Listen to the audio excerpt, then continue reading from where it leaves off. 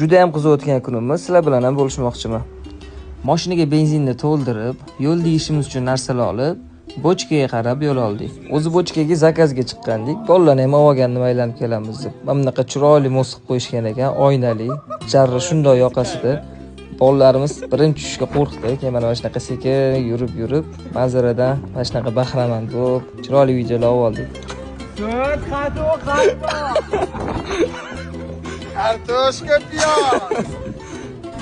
Shunaqa butun bochkani boshiga ko'tarib, bolalar menga qarashgani kelishdi. Ish jarayonlarini ko'rishingiz mumkin. Juda ham bolalar aktiv ishlashdi. Pardalarimizga 1 dan 10 gacha chiroyli baho berib qo'yasizlar. Ishlarni tugatganimizdan keyin 1 soat bochkada maza qilib o'tirdik. Keyin Amirsoy tarafga yurib, eng yaxshi ko'rgan hobbimiz ot minishga bordik.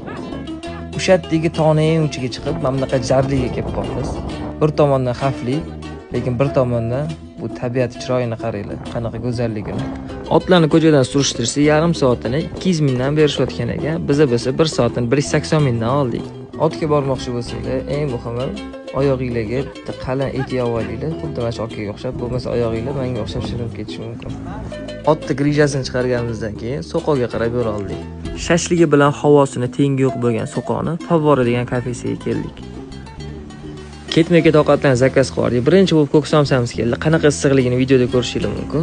Undan keyin mastava go'shtlari og'izda erib ketyapti. Qatiqga bo'lsa gap yo'q. Ikkita qatiq o'sha yerda etib, bittasini uyga saboy qilib oldim. Shashilariga gap bo'lish mumkin emas. Chet eldan bitta o'yin o'rganib kelgandim. Maza 2 soat o'ynab, bolalar shunaqa uxlashdi. O'zim ham 1 soat uxlab, 8 soat uyquni mazasini oldim.